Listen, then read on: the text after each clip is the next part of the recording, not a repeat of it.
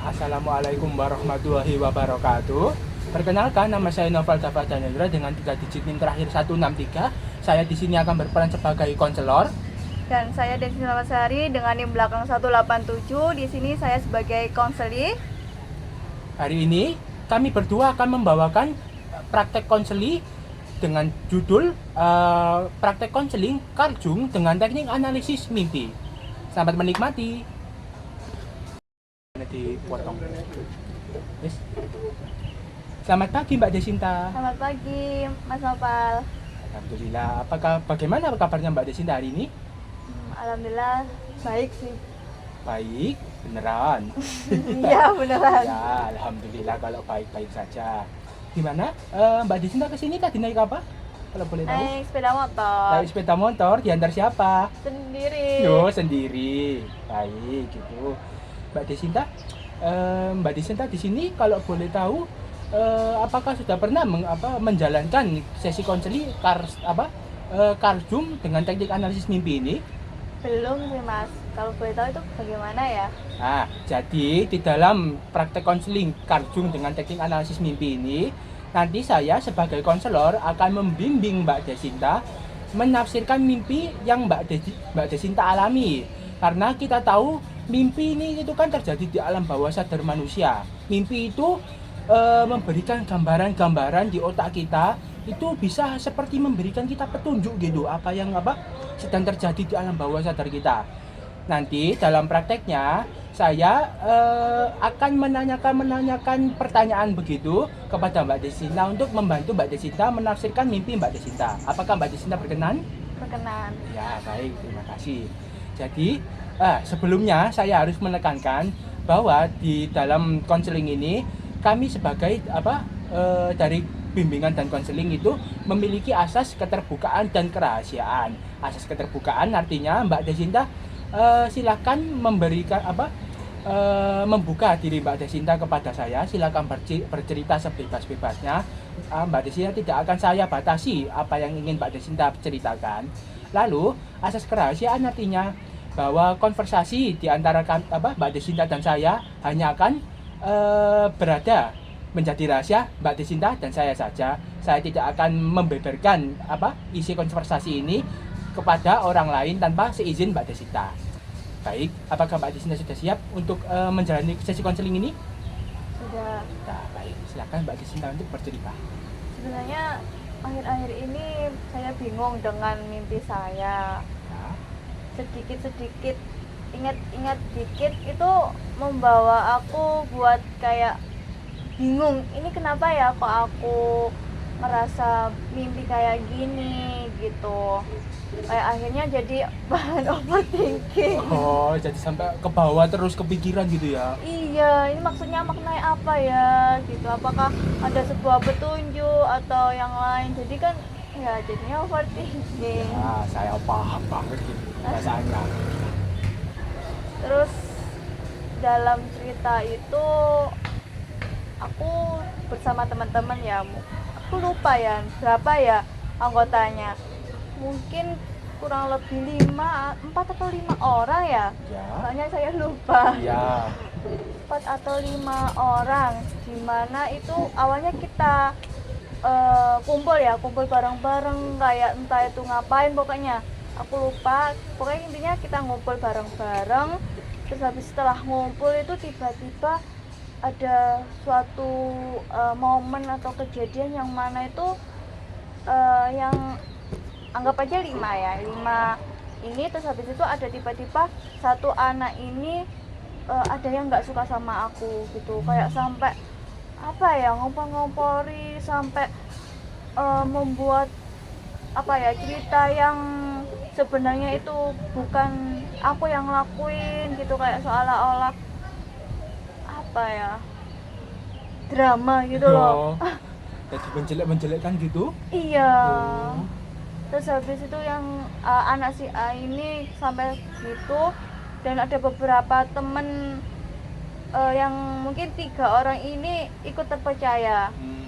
Nah, 1 orangnya ini syukurnya tuh dia percaya sama aku, kayak dia sih nggak gitu kok, dia sih anaknya gini. Dan akhirnya aku aku sama dia ini deket deket sama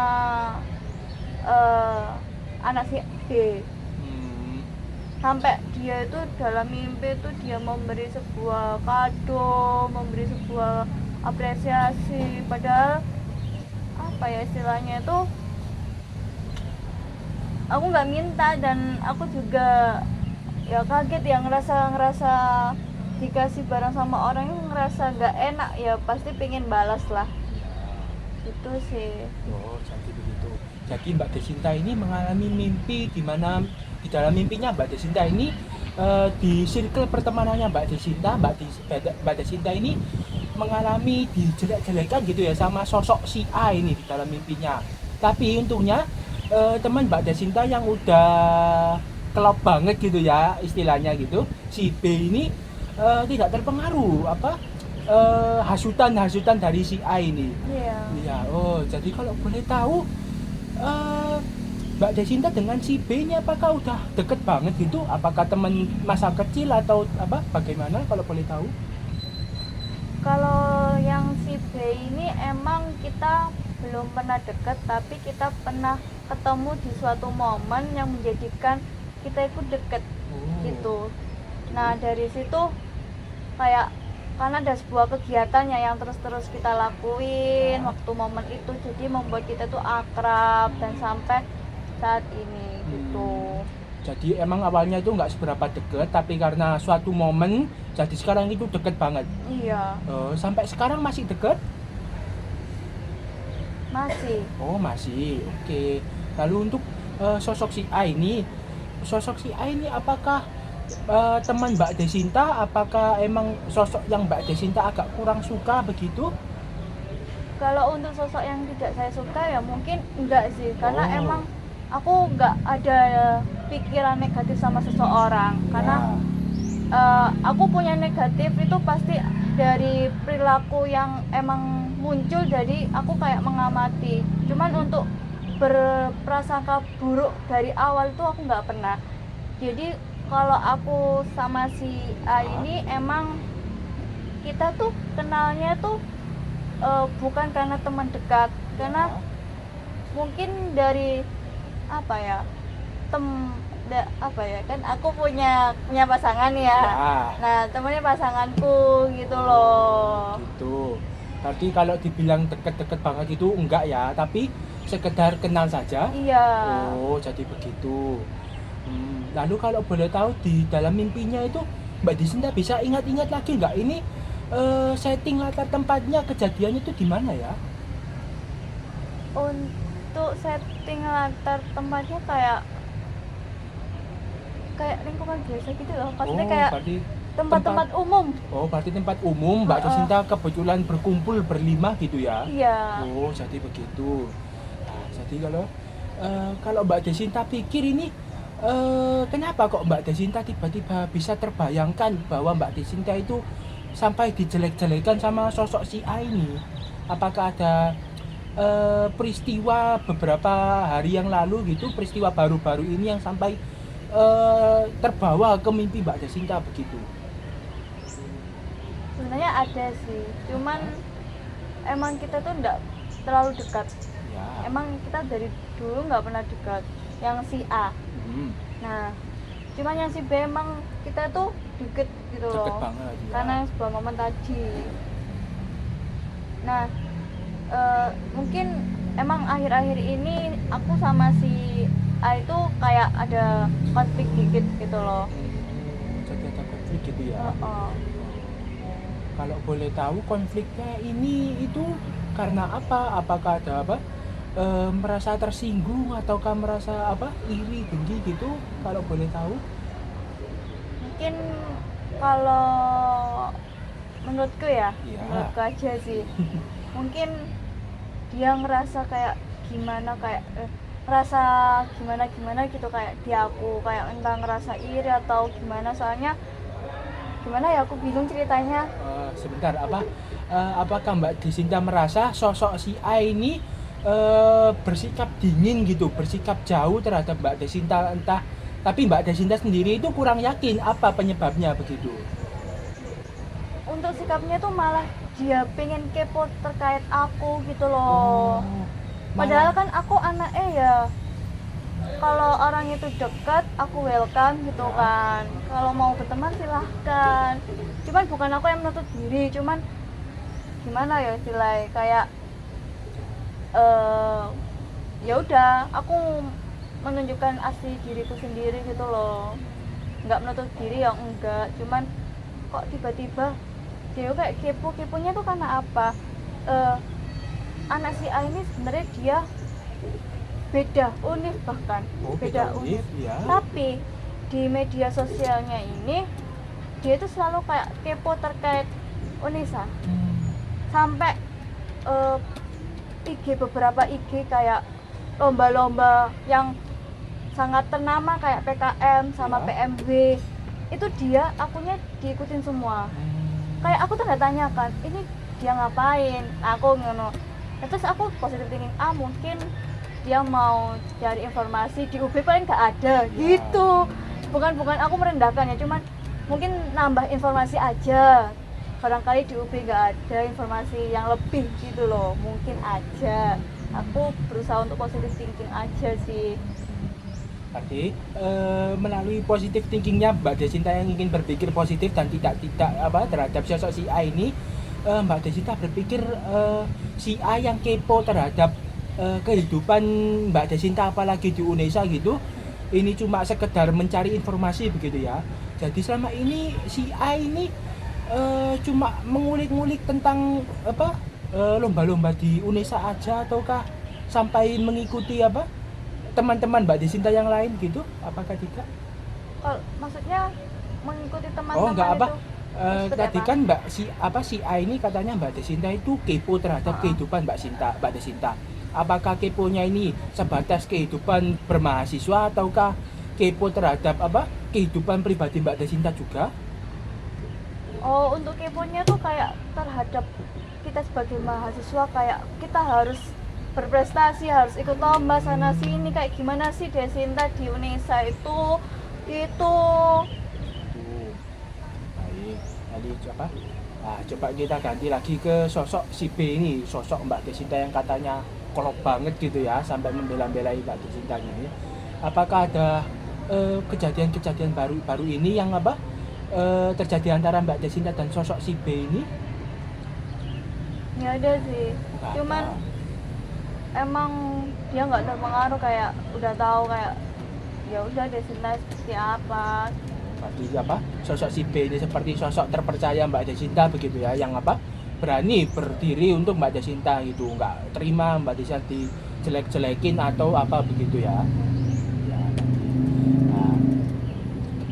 Kalau menurut saya begitu, Mbak Desinta kayaknya ini terbawa overthinking sampai ke mimpi ini mungkin karena rasa mengganjal begitu ya, karena sosok si A ini di kehidupan nyatanya itu kok merasa Mbak Desinta merasa kok anak ini serba ingin tahu, serba kepo begitu, padahal Mbak Desinta merasa ini kan anak ini berasal dari institut di universitas yang berbeda gitu, anak ini kok malah kepo-kepo tentang kehidupan bermahasiswa di Unesa gitu. Apa nih alasannya? Apakah ada alasan terselubung gitu? Apakah Mbak Desinta selama dikepoin gini ada rasa tidak enak gitu ya? Apakah berpikir anak ini itu kenapa kok begini? Apakah anak ini ya tujuannya kok sampai kepo segininya gitu? Sebenarnya sih saya cuma tanda tanya aja sih awalnya. Nah, dari tanda tanya ini aku berusaha untuk tidak berpikiran negatif, aku berusaha untuk positive thinking lah sama orang. Aku nggak mau menjudge orang dulu ya. Aku juga nggak tahu tujuannya apa, tapi lambat laut malah dia itu kayak tanyanya itu bikin aku tanda tanya lagi. Gimana itu? Kok bisa? Kan waktu itu kan mohon maaf ya, aku kan punya IG kedua, yang mana tahu kan IG kedua itu kayak ya udahlah sebatas kayak ala-ala membagikan momen yang hal-hal kecil dari teman-teman dekatku gitu, untuk teman-teman dekatku juga. Nah, dari situ waktu itu aku kalau nggak salah habis upload jurnal. Nah, terbit aja sih, belum terbit. submit aja jurnal di Sinta. Nah ditanya di komen, Des boleh baca nggak gitu. Terus tiba-tiba chat selanjutnya, Des kamu ikut PMW nggak, ngono. Aku boleh tahu judulmu nggak PMW lah. Kan masa sampai tanya judul PMW, kan itu kan privasi kita kan. Iya, betul. Maksudnya kayak ya aku nggak sebodoh itu ya tiba-tiba ngasih Judul, judul iya. gitu. Terus tak tanya, mau kan bener kan? Aku tanya ke dia, mau baca yang mana gitu kan. Ya. Bener kan? Ada jurnal sama PMW. Iya. Kan aku bingung mau tanya mau baca yang apa gitu. Terus akhirnya itu jurnal yang mana, soalnya jurnalku rata-ratanya pendidikan. Aku tahu kalau dia anak gizi. Tiba-tiba dia nyala gini lah, emang nggak boleh Tades lah, aku di gizi lo ada psikologi lah. Kan aku dari awal udah bilang, Mbak, ini lo jurnalku rata-rata pendidikan, bukan tentang psikologis yang menjurus, entah itu psikologis kognitif atau yang lain gitu kan Ya. Bukan pendidikan semua. Aku bilang dari awal, tiba-tiba dia nyolot lah, emang nggak boleh Tades, lagian di jurusanku ada psikologi. Aku tahu, cuman aku tanya dulu kamu mau baca yang mana. Terus tiba-tiba ditanya lagi, ikut ini gimana? Oh iya, ikut PMB aku bilang gitu. Terus di UB juga ada. Aku bilang iya, soalnya PMB ini lombanya itu nasional, cuman nanti diseleksi dulu selingkup kampus. Pastinya semua seluruh Indonesia pasti ada, dan bilang gitu. Udah sampai akhirnya aku lupa ya, agak lupa soalnya di IG waktu itu. Terus pokoknya awalnya gitu ya, karena aku jadi tanda tanya ya, tiba-tiba sampai tanya judul coba ya. Iya, kan sampai nyolot banget gitu ya. Padahal Padahal kan agak-agak nggak nyambung gitu ya, psikologi sama pendidikan apa bimbingan konseling gitu ya. Masalahnya emang aku dari BK, Ya. cuman ranah itu pendidikan banget, kayak secara umum gimana sih masalah-masalah pendidikan Iya. gitu kan. Mm-mm. Jadi kan nggak ada unsur-unsur psikologinya Iya, gitu loh. makanya itu.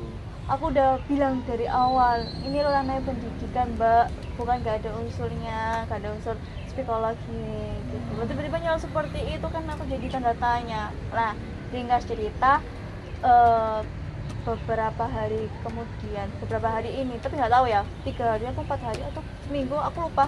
Oh. Aku bodo amat masa lalu. Iya, kenapa itu? Tiba-tiba dia DM aku, tanya, anaknya gini, kita kan beda univ. Ya. Nah, tapi tiba-tiba dia tanya terkait UKM. Coba logika. Iya sih, aneh kan, anak apa dari institut pendidikan lain tanya UKM-nya, univnya kamu gitu kan, agak itu ya. Iya betul sih, tanda tanya ini. Kan aku jadinya tanda tanya kan, apalagi aku anaknya mikiran. Lalu gimana Mbak Desinta responnya? Ya aku masih thinking, tanya dulu. Kan awalnya gini, Desi, UKM di Unesa apa aja gitu. Aku mau lihat UKM di Unesa gitu. UKM yang mana Mbak gitu kan, bener. Iya. UKM yang mana Mbak gitu. Mungkin UKM yang riset gitu. Kan riset kan banyak ya, bisa riset terkait wirausaha, terkait apa ya, karya ilmiah, UKIM itu. Nah akhirnya aku tanya lagi, iya Mbak mau UKM yang apa gitu. Karena aku tanya itu bukan aku juga mau kepo ya. Cuman kayak aku takutnya ngerasa salah ngasih UKM ya kali. UKM riset tak kasih UKM berkuda. Iya kan tidak nyambung. Ya kan, jadi ini kayak apa ya, kan aku malah serba salah gitu loh. Akhirnya aku tanya lagi, itu malah nggak dibales, kayak balesnya nyolot juga. Emang kenapa Des? Teman-temanku yang kampus top aja saling sharing. Nah dari awal dia gak nyebutin saling sharing kan ya. Jadi kayak apa sih anak ini aku gitu. Kalau emang dari awal tuh bilang kalau mau sharing ya tak kasih UKM yang cocok buat kamu itu apa. Dari awal aku tanya, kamu UKM-nya apa? Guru kan. Dianya nggak jawab, malah nyolot gitu ya, tiba-tiba ngatain anak-anak yang lain dari universitas yang lebih top gitu loh sharing. Kamu kok dibilangnya pelit, nggak mau sharing gitu, padahal dianya kan belum ngasih tahu kriterianya apa. Iya kan jadi serba salah aku. Jadi gitu ya. Mungkin apa? Jadi kalau dari penafsiran saya gini, Mbak Desinta ini kan orangnya itu sangat positif thinking gitu ya, nggak mau ngejudge orang apa dari prasangka buruk dulu gitu ya. Tapi kok sampai bisa ke bawah overthinking, sampai ke bawah mimpi juga, ini mungkin cara alam bawah sadar Mbak Desinta ini untuk meluapkan emosi terpendamnya Mbak Desinta ini. Walaupun Mbak Desinta ini orangnya penyabar dan tidak mau tergesa-gesa mengambil kesimpulan, apalagi prasangka buruk kepada orang gitu, kenalannya Mbak Desinta sendiri mungkin. Jadi di mimpinya Mbak Desinta ini, otaknya alam bawah sadarnya Mbak Desinta ini meluapkan emosi yang Mbak Desinta pendam. Mungkin walaupun Mbak Desinta ini menganggap walau ini temanku nggak boleh gitu, aku bersikap negatif gitu, walaupun dianya agak out of the box gitu ya. Jadi mungkin di mimpinya Mbak Desinta ini meluapkan ekspresi emosi Mbak Desinta yang stres, yang yang mohon maaf ini mungkin agak agak terganggu begitu ya, karena sikapnya si A ini yang agak annoying gitu, yang nyolot, yang tiba-tiba yang keras kepala gitu, padahal dia sendiri tidak mau elaborasi apa sebenarnya keinginannya dia itu. Nah, jadi mungkin seperti itu ya Mbak. Tapi kembali lagi, mimpi orang-orang itu beda-beda dan unik-unik. Ini sekedar penafsiran saya sendiri dan juga penafsiran mimpi Mbak Desinta. Jadi mungkin kalau Mbak Desinta sekiranya mimpinya ini terulang kembali, ataukah overthinkingnya Mbak Desinta ini terjadi lagi gitu, silakan Mbak Desinta welcome untuk kembali ke saya gitu. Ya. Jadi apakah cukup sesi konselingnya, apakah sudah menjawab rasa frustasi Mbak Desinta di dalam hati begitu? Berarti kalau boleh tahu ini berarti ada hubungannya dari pengalaman yang realita ini ya, sampai ke bawah mimpi gitu. Iya, mungkin seperti itu, karena Mbak Desinta kan orangnya sangat itu ya, tidak mau terburu-buru mengambil kesimpulan, tidak ingin terburu-buru menjudge orang gitu. Lama kelamaan dipendam di hati. Tapi ketika Mbak Desinta tidur, alam bawah sadar Mbak Desinta secara tidak sengaja malah meluapkan emosi terpendam itu melalui mimpi. Oh begitu, ya saya paham Mas. Iya baik, gitu. Apakah Mbak Desinta sudah merasa puas? Iya, saya merasa paham terkait kenapa sih saya bisa mimpi seperti itu. Ya, baik. Ya, berarti sekian kami akan saya tutup ya sesi konselingnya kali ini. Baik, itulah. Terima kasih Mbak Desinta. Selamat pagi. Selamat pagi Mas. Ya.